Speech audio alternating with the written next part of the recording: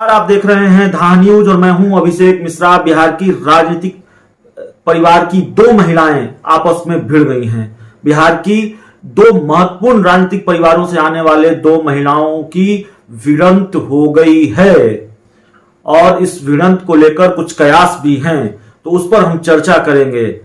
दरअसल ये भिड़ंत हुई है राजद सुप्रीमो लालू प्रसाद यादव की बेटी रोहिणी आचार्य और पूर्व सीएम जीतनराम मांझी की बहू के बीच में।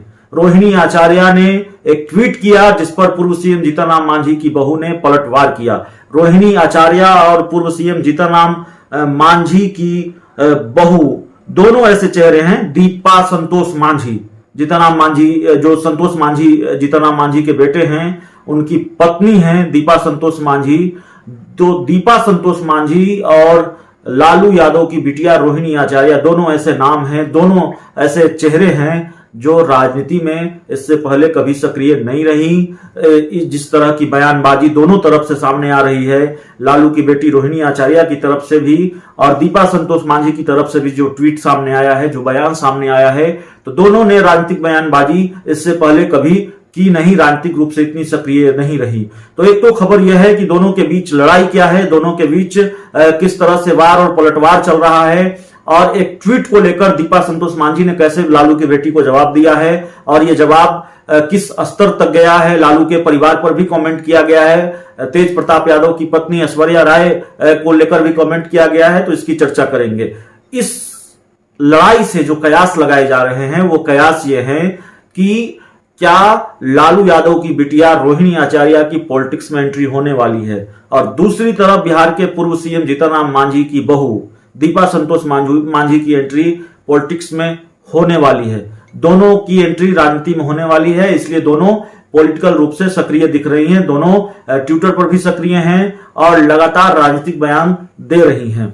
तो इस पर बात करेंगे, लेकिन सबसे पहले आपको बता देते हैं पूरा मामला क्या है। दरअसल रोहिणी आचार्य ने एक ट्वीट किया और यह पूरा मामला आप जानते हैं, पारस अस्पताल में जिस तरीके से कथित रूप से एक कोरोना पीड़ित महिला के साथ यौन शोषण का मामला सामने आया, उनकी बिटिया का वीडियो वायरल हुआ, उसके बाद ये खबर आ गई कि अब वो नहीं रही, उनका निधन हो गया है। जिस महिला की तरफ से कथित रूप से आरोप लगाए गए थे कि पारस अस्पताल में उनका यौन शोषण किया गया है। तो इस पूरे मामले को लेकर रोहिणी आचार्य ने एक ट्वीट किया जिसमें उन्होंने लिखा कि सिस्टम के साझीदार ने एक मां की इज्जत लूटी है, बिटिया इंसाफ मांग रही है, जनमत चोरों की सरकार से मोनी बाबा बना हुआ है। तो ये ट्वीट था, सीएम नीतीश कुमार पर हमला था, बिहार की सरकार पर हमला था पारस अस्पताल के मामले को लेकर लालू की बेटी रोहिणी आचार्य का। और इसके बाद दीपा संतोष मांझी, जिनका शायद ही कोई राजनीतिक बयान आज से पहले आपने देखा होगा, इसलिए भी ये खबर बड़ी है। दीपा संतोष मांझी जो शायद ही जिन्होंने शायद ही कभी इस तरह के हमले कभी किसी राजनीतिक परिवार के सदस्य पर किए होंगे। दीपा संतोष मांझी खुद ही बिहार सरकार के मंत्री संतोष मांझी की पत्नी हैं और बिहार के पूर्व सीएम जीतनराम मांझी की बहू हैं।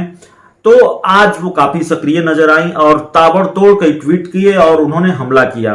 दरअसल उन्होंने रोहिणी आचार्य को जवाब देते हुए अपने ट्वीट में लिखा है कि बिहार में एक और बेटी इंसाफ मांग रही है जिसकी जिंदगी लालू परिवार ने बर्बाद कर दी।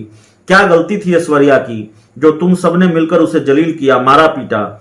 जब अपने घर शीशे के बने हो तो दूसरे के घर पर पत्थर नहीं मारा करते। तो तेज प्रताप यादव की पत्नी और तेज प्रताप यादव के बीच जो तलाक का मामला है उसको लेकर दीपा संतोष मांझी ने टिप्पणी की है, तंज कसा है राजद सुप्रीमो लालू प्रसाद यादव की बेटी रोहिणी आचार्य पर। रोहिणी आचार्य को इन शब्दों में जवाब दिया है। एक और ट्वीट है दीपा संतोष मांझी का, उन्होंने लिखा कि 15 साल में तहार अम्मा पप्पा को गो प्लांट लगैलन हो, सिंगापुरिया जाली डॉक्टर, चोरी डकैती करके डॉक्टर बनलू और दूसर के ज्ञान सिखा रहल बारू, ठीक से रहा न तो ठीक हो जेबू, ई बिहार हा बुझाई ला। तो भोजपुरी में ये ट्वीट है, आप जानते हैं रोहिणी आचार्य पर ये हमला किया गया है। एक और ट्वीट है जिसमें लिखा गया है, भाई पिटाए गली गली, बहन बने बजरंग बली, भाभी को घर में पिटवाती हो, हे भ्रष्टाचार की रोहिणी तुम इतना ज्ञान कहां से लाती हो। तो काफी कविता वाले अंदाज में भी हमला किया गया है पूर्व सीएम जीतन राम मांझी की बहू की तरफ से। इससे पहले रोहिणी आचार्य बिहार के डिप्टी सीएम सुशील कुमार मोदी से भी भिड़ चुकी हैं और उनका जो मुंह थुरने वाला बयान था कि अगर आपने मेरी बहनों के बारे में कुछ बोला तो मुंह थुर दूंगी, अखबारों में काफी सुर्खियों में रहा। ये बयान रोहिणी आचार्य का काफी सुर्खियों में रहा और आज जब उन्होंने पारस अस्पताल के मामले को लेकर ट्वीट किया तो इसको लेकर मोर्चा संभाल लिया बिहार की पूर्व सीएम जीतन राम मांझी की बहू दीपा संतोष मांझी ने। तो सवाल यह है कि क्या दीपा संतोष मांझी पॉलिटिक्स में एंट्री करने जा रही हैं? बहुत हद तक ये उम्मीद है कि आप उनकी इस सक्रियता को उनकी पॉलिटिकल एंट्री से जोड़कर देख सकते हैं और बहुत हद तक संभावना है कि दीपा संतोष मांझी पॉलिटिक्स में एंट्री करें, या फिर आप मान सकते हैं कि उनकी पॉलिटिक्स में एंट्री हो चुकी है। पूर्व सीएम जीतन राम मांझी के परिवार से कई लोग पहले ही राजनीति में आ चुके हैं। उनके बेटे संतोष मांझी बिहार सरकार में मंत्री हैं, एमएलसी हैं, उनकी समधन राजनीति में एंट्री कर चुके हैं। उनके परिवार के दूसरे सदस्य जिनके बारे में इस वक्त मैं ठीक से नहीं बता सकता, जिनका नाम मुझे याद नहीं आ रहा है, वो भी राजनीति में हैं और अब उनकी बहू एक तरह से राजनीति में आ गई हैं, राजनीतिक रूप से सक्रिय हो गई हैं। दूसरी तरफ राजद सुप्रीमो लालू प्रसाद यादव की बेटी भी क्या राजनीति में आने जा रही हैं, क्योंकि वो भी राजनीतिक बयानबाजी कर रही हैं, लगातार ट्विटर पर सक्रिय हैं और एक तरह से कहें तो आरजेडी की तरफ से, लालू परिवार की तरफ से उन्होंने मोर्चा संभाल रखा है। लालू तेजस्वी के राजनीतिक विरोधियों को वो जवाब दे रही हैं। हालांकि ये बात अलग है कि कई बार उनका जो जवाब देने का तरीका है उस पर सवाल उठ रहे हैं। उनके शब्दों का जो चयन है उसका समर्थन हम भी नहीं करते और शब्दों के चयन को लेकर उन पर सवाल उठ रहे हैं। लेकिन बिहार में दो महिलाओं की पॉलिटिक्स में एंट्री होने जा रही है। क्या ये बड़ा सवाल है? जिन्होंने कभी अब से पहले जो राजनीति में नहीं थी, जो बड़े राजनीतिक परिवारों से आती हैं, क्या उनकी एंट्री राजनीति में होने जा रही है? दोनों के बीच जो वार और पलटवार है और दीपा संतोष मांझी का जो बयान हो या फिर ताबड़तोड़ तरीके से जिस तरह रोहिणी आचार्य सक्रिय हैं और लगातार ट्वीट कर रही हैं, उससे ये कयास है, ये अंदेशा है कि रोहिणी आचार्य और पूर्व सीएम जीतन राम मांझी की बहू बिहार की राजनीति में एंट्री लेने जा रही हैं। तो इस पूरी खबर में इतना ही, इस पूरी रिपोर्ट में इतना ही। अगर आपने अब तक हमारे चैनल को सब्सक्राइब नहीं किया है तो कर लीजिए। बहुत बहुत धन्यवाद।